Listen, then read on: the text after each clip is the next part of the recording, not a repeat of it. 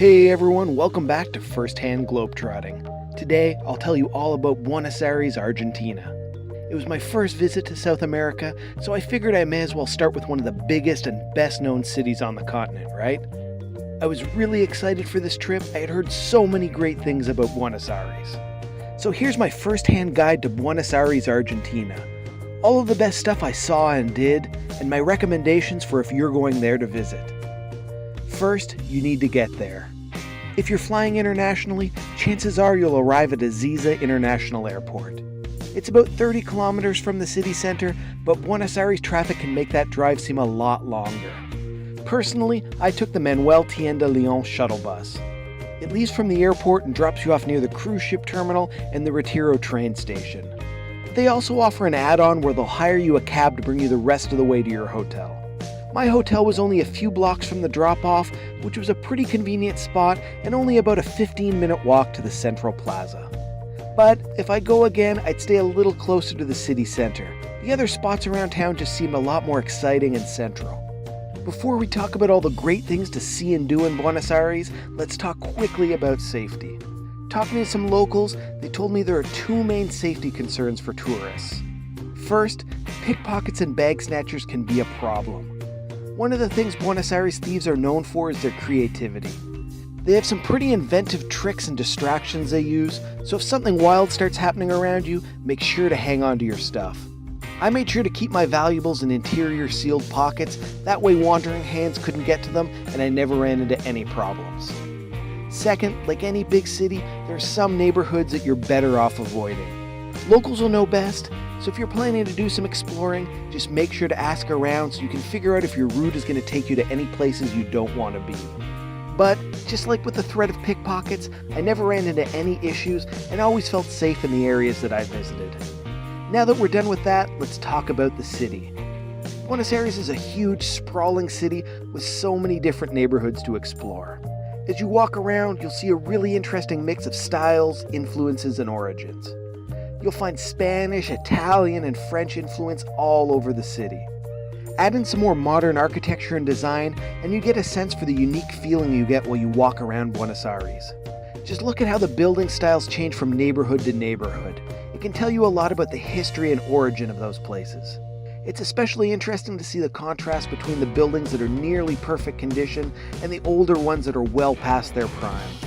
But, like any city, you'll probably want to start in the city center. The Plaza de Mayo is the main square of the city center and really seemed like the heart of the city. You'll know you're there when you see the Pyramid de Mayo monument right in the middle. It's a place people come to celebrate, the place they come to protest, the place tourists come to visit, so there's always plenty going on there. At one end of the plaza, you can't miss the size and color of the Pink House. It's the office of Argentina's president, and you may recognize the famous balcony where Eva Perón addressed her supporters. The plaza also borders the Buenos Aires Metropolitan Cathedral, the main Catholic church in Buenos Aires. I always like to pop into churches to see how beautiful and ornate they are, but there are two other reasons you may want to visit this one. First, it's where Pope Francis performed Mass when he was an archbishop here. Second, it holds the remains of General José de San Martin. He's a national hero who helped lead the liberation of Argentina from Spain, so the country has plenty of monuments honoring him. After you've checked out the Plaza de Mayo, a short walk away is Avenue 9 de Julio. At its widest, it's nearly 20 lanes wide, including all the side streets. The big busy road isn't all that interesting on its own, but it has two neat sights along it. The first is the Evita Perón mural on the side of one of the buildings. She was a huge figure in Argentina and even had a Hollywood movie about her. This is probably the most visible monument to her in the city, and it's easy to spot day or night. The second is the Obelisk. If you've ever been to Washington, D.C., it may remind you of a smaller version of the Washington Monument. But the really cool thing is this big monument with so many lanes of traffic zooming by it. If you head back towards the Plaza de Mayo, you can find a great place to take a walk, Florida Street. It's a pedestrian-only road that's super popular with tourists, so you'll find plenty of shopping, food, and people trying to sell you tours. It starts near the Plaza de Mayo and takes you down to Plaza de San Martin. The plaza is a great place if you want to sit and enjoy some green space or check out the big statue of San Martin on horseback. You also get a great view of Monumental Tower. It's a British-style clock tower near the entrance to Retiro train station and kind of reminded me of a smaller version of Big Ben. All of these things have been near the city center, but as I said, Buenos Aires is really a city of neighborhoods. One of my favorite stops was at Recoleta Cemetery in the Recoleta neighborhood. It's like you're walking through a city of the dead. There are these small walkways lined on every side with these impressive statues and mausoleums. Presidents, celebrities, military heroes, and the ultra-rich are all resting here, so it's one of the most popular tourist stops in the city. And even if you don't recognize any of the names, it's impressive enough just marveling at the detail and workmanship that went into all of these tombs. Another interesting neighborhood is Puerto Madero. It's waterfront and home to a lot of the fancier restaurants in town. Personally, I skipped the restaurants and just enjoyed a nice walk along the river with some ice cream. One of the most notable sights in Puerto Madero is the Woman's Bridge. It's supposed to represent a couple dancing tango together and gives you a great view of the entire waterfront area. You can also take a tour of the Sarmiento Ship Museum. It made nearly 40 trips around the world in the late 1800s and early 1900s, so you can get a sense of Argentina's naval history. The most touristy spot in all of Buenos Aires is probably the Caminito area of La Boca neighborhood. It really sticks out when you go there. There are brightly colored houses, statues of national celebrities looking down at you from the balconies, and even tango performances right on the streets. But be prepared that it's mostly just a tourist trap, so don't expect it to keep you entertained all day or give you an authentic view of the neighborhood.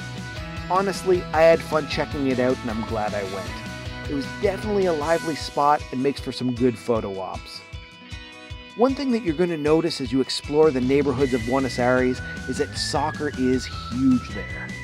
It's like a religion here, and they take it very seriously, so I definitely recommend catching a soccer match while you're there. Even if you aren't a huge fan, just experiencing the live atmosphere of the stadium is worth the price of admission. The process of buying a ticket can be a little bit daunting. You need to be a member of the team's fan club to get a ticket, and the area around the stadiums can be a little bit chaotic with traffic, cheering fans, and security checkpoints. I went the easy route and booked a game tour from a local tour company that handled all of that stuff for me, but no matter how you get your ticket, you'll probably have a great time. I ended up going to see one of the biggest and most famous teams in the Argentine Premier League, River Plate, at their El Monumental Stadium. Overall, the experience was amazing. Just being in the stadium and watching the match was fun enough, but being surrounded by all the passionate fans, hearing their cheers and songs throughout the game, and getting to explore the stadium was incredible. I highly recommend it if you're a sports fan. If you want to spend a little time outside the big city, one of the best things I did was go on a day trip to Tigre to explore the Parana River Delta. You can take an hour-long train ride from Retiro train station in Buenos Aires and get off in Tigre. Tigre seemed like a really nice city, but the main draw was getting out on the water and exploring the maze of rivers, streams, and other waterways that make up the Parana Delta. You're going to need a boat to do that, but luckily Tigre has plenty of options available. From large tour boats to small private boats, you've got a lot of choices depending on what type of tour and experience you want. Personally, I went on a small boat tour from a company with a booth at Tigre's other train station, Delta Station. The big reason I wanted to do a small boat tour is so that I could get down into some of the smaller, more narrow canals and streams that the bigger boats just can't get to. It gets you into some really secluded spots, and you can get a great view of all the natural beauty out there. We also got to go into one of the small inhabited towns in the Delta, drive by some of the houses, and even stop for a traditional Argentine barbecue lunch on one of the islands. Another amazing thing I got to do was go out of the Parana Delta and into the Rio de la Plata. Some areas are so shallow that you can hop out of your boat and stand right in the water, with the nearest shore nearly a kilometer away. It felt so weird having no land anywhere near me, but being able to splash around with a view of Buenos Aires out in the distance. It was really great to have a nice, relaxing day out in Tigre and the Delta after so many fun days in the massive city of Buenos Aires. After all of that exploring and adventuring, you're gonna get hungry. My food recommendation to Buenos Aires is to try empanadas. They're small, handheld snack foods that you can find all over the city. Nearly every cafe or bakery seem to have some for sale. They're made by adding filling to pockets of dough.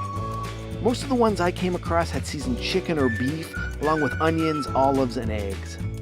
Really tasty and a great choice for a quick snack on the go. So that was my trip to Buenos Aires, Argentina. It was my first time in Argentina and my first time in South America, but it definitely made me want to come back.